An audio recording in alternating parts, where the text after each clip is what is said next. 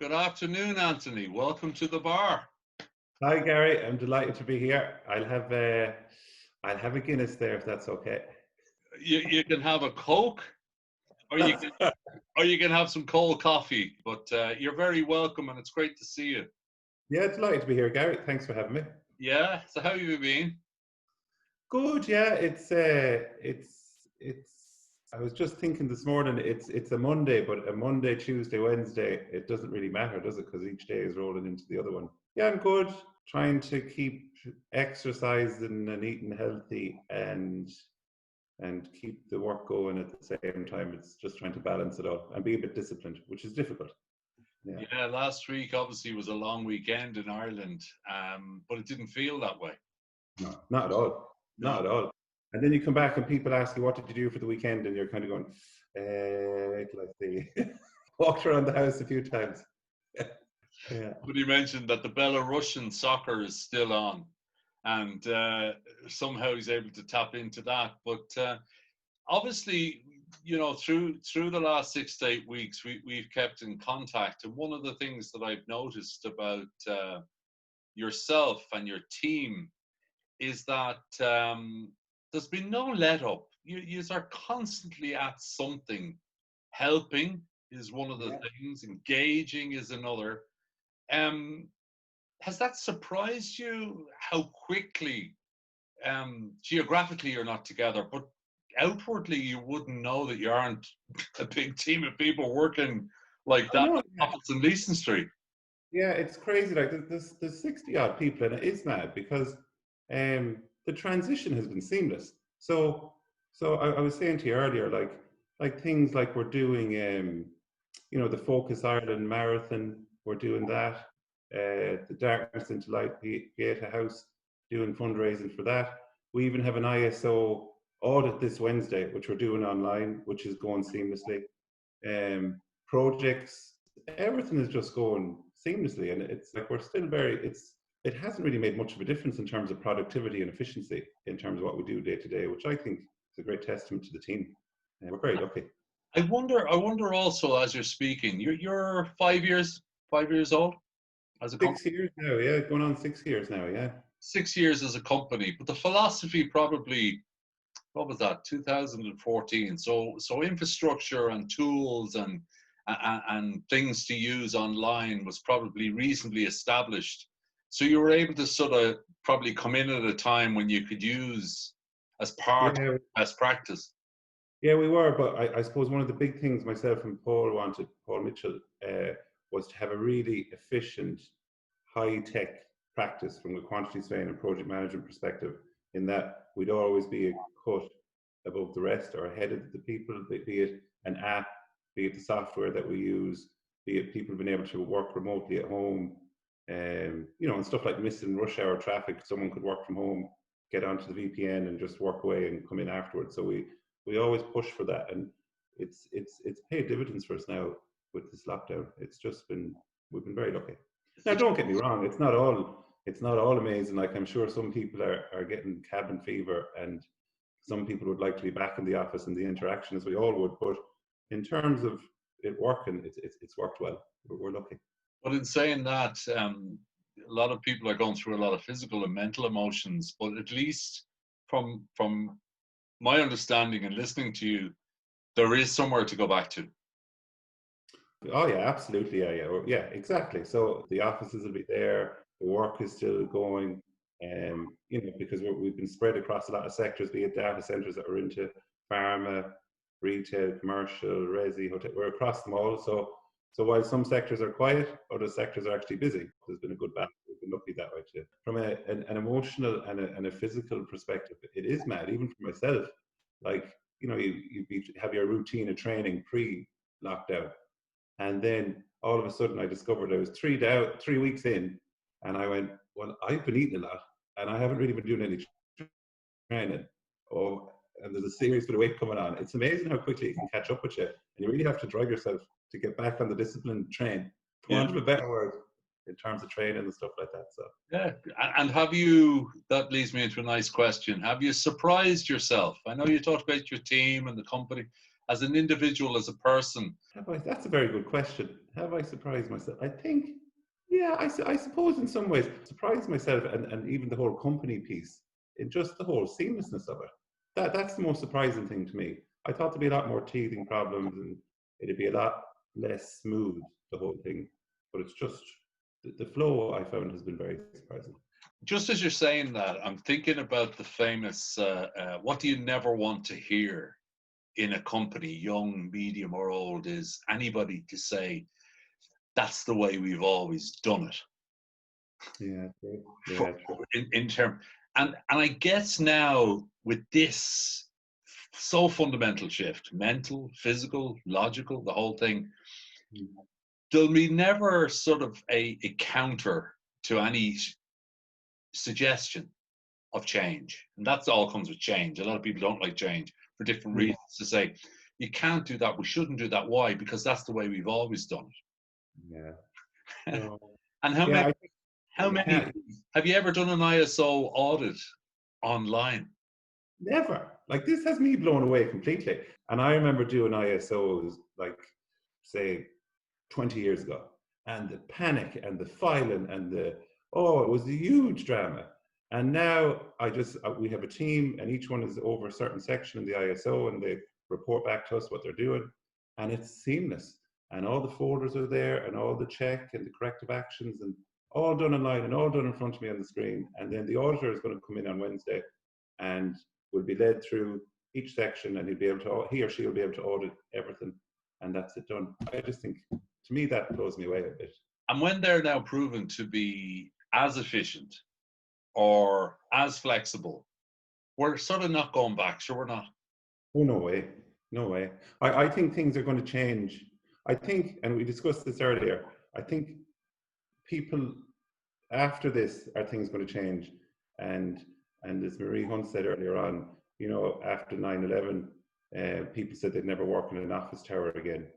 And they forgot about that. And I think a lot of things will be forgotten about after this. Hopefully, a lot of things will be forgotten about.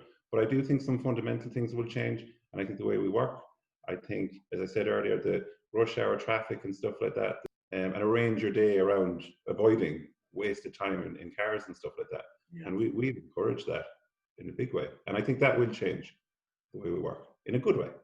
And that obviously has secondary positives in that cars, congestion, fumes, oxides and stuff.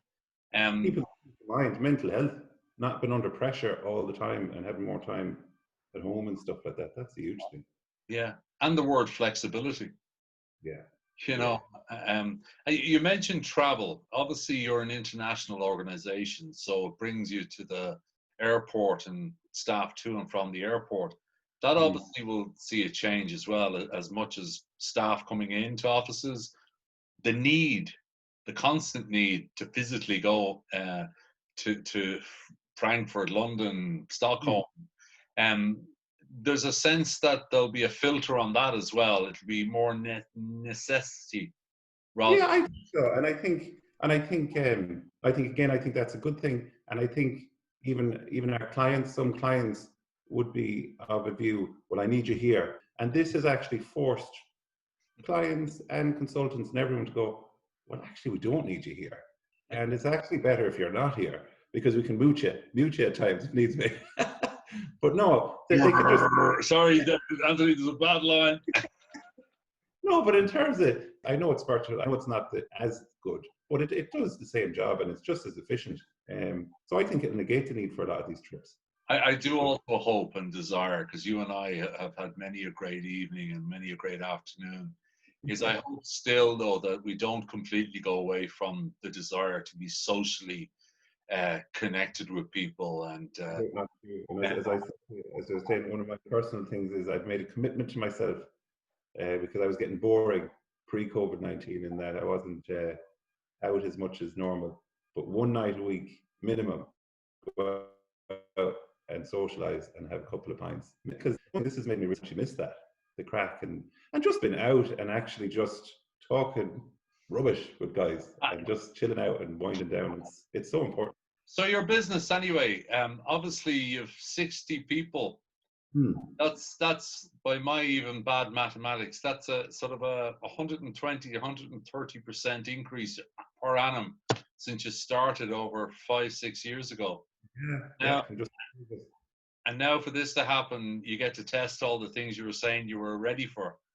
Uh, Yeah, absolutely. Yeah, yeah. And we've had a few tests already at this stage. And I suppose one of the things when myself and Paul set it up was that we wanted to be, because myself and Paul had gone through the recession as well from between 2008 and even up to 2012, 13 even. And that was difficult. And we just wanted, and you know, construction and property is cyclical. So it always has ups and downs. So you always try and prepare for the rainy days. So you know, in terms of all the sectors we're in a good place and that we're very well spread. And then in terms of, you know, our IT and all that, in terms of people being able to work from home and all that type of thing, we're well prepared there. And in terms of preparing for the rainy day and all that, we're in a good place there as well. So company-wise and client-wise, we're strong at the moment, which is good. can I ask you about a new app? We didn't rehearse this. I know. We launched a new app recently, Yes, we which launched. Yeah. which proving to the point that there is no such thing as a non-technical company, data company. What's a app and a quantity surveyor? What happens when those two words collide? What problem are you solving?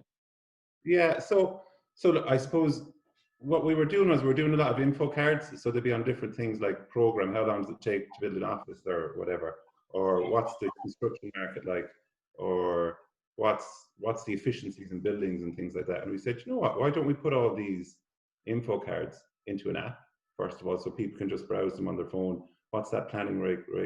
How much is it a square foot in DCC in terms of contributions for whatever? So it's just there at your hand.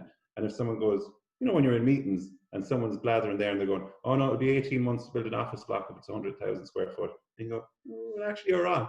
And, you know, have that info at your hand. And then there's the traditional piece like a construction cost calculator. That's in, it's 6 stories. It's in the city centre. Press enter and it'll spit out a cost range, construction cost.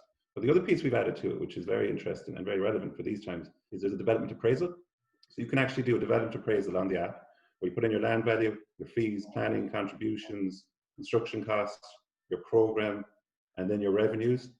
And then that will, and you can just play around with it. And you can actually email the answer to yourself and manipulate it then on your own spreadsheet. So that's very useful for clients.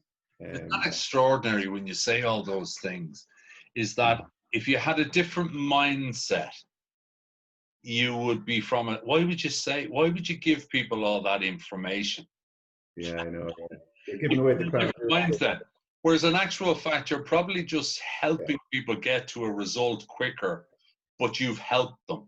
Exactly, and you save them a load of abortive mental thinking, and also in terms of going further with something and them spending their money when they don't need to spend it, where they can actually figure out for themselves whether it's, will I go to the next phase or will I go to the next phase. So And it's this gone down well. Clients like it. Freely accessible, download it. Just go on the App Store, type in Mitchell McDermott, and the app is there, and you download it, and you can play around with it to your heart's content. And it's just all, the great thing is it's all there in on your phone at any time whenever you want, and it's just, yeah. And we always try and put ourselves in say design teams' heads or in clients' heads and go, well, what would I like, or what would be handy for me or useful for me? And that's kind of where the app came from. Brilliant. So as we move into the next phase, or I was on a call last week, and you know, particularly the technology industry and business in general, we love these big catch-all phrases. So apparently we're entering, in case you didn't know, McKinsey are saying we're moving into the next normal. You know, what's the next normal look like for Mitchell McDermott? So the next normal, I think, is, you know, as the government has these different phases in terms of going back to work, I think our next normal, or our new normal, is getting our office prepared for post-COVID-19 so that our people are comfortable and feel safe, to accommodate the people that want to go back to the office we're getting we have a task team in place preparing them to go back, and then the people that want to keep working from home will do that. So that'll be the new normal, which is different to pre-COVID when everyone was in the office. And again, just getting ahead of any issues post-COVID for our clients, so as they're not getting a shock. They're going, oh, I didn't realize that was coming, that we've been told well in advance of anything happening, and just been on top of all the regulations or what's happening in the market. And yeah, and unfortunately, COVID-19 is going to be the new normal for us for at least 6 to 12 months in terms of our projects, and how they operate. So I think that'll be the new normal for us, I think. And if you were to summarize, if you were to summarize everything to whoever is listening or watching this in 3 words, is there 3 words that you would say? Yeah, there's 3 words that are a bit cliched, and but they're very relevant to me and how I operate and how I think, and they work for me and they're successful for me, is positive mental attitude. I think it's so important. I think if your mind is in a positive place and you vision positive things, then 9 times out of 10 it'll come about. In these times, you can be around people that can be very negative and doom and gloom, and I think you just have to push away from it and just keep your own cupboard clean, and just the positive mental attitude at all times. You know, you just reminded me of Warren Buffett, I think, said once, there's many things you can't buy, but one of the most important things you can't buy is peace of mind. And he often uses people like Howard Hughes and these types of people who are brilliant, as much money as they can ever have, much success, no peace of mind. And that's what goes towards what you're saying, is that if you can wake up in the morning with a sense of peace of mind, then it's not a bad day. Yeah, exactly. It's not a bad day. For whatever reason, you have peace of mind. So I think there's a lot in what you're saying. So Anthony, thanks again for a lot of things. Thanks for being a Host in Ireland partner for, I think this is our 2nd year. You're our first quantity surveying company. It's always nice to be a first. You have a positive mental attitude. Every time I see you or hear you, irrespective of what's going on, you always seem to have a smile. You're 6'4", so I'm not going to mess with you. I'm going to tell you back everything you want to hear. Thanks, Garry. That's always the advantage. You're a smarting Mayo man, so I'm not going to talk about GAA. No, stay safe. Thanks a million for your time, and I hope to see you very soon again in person.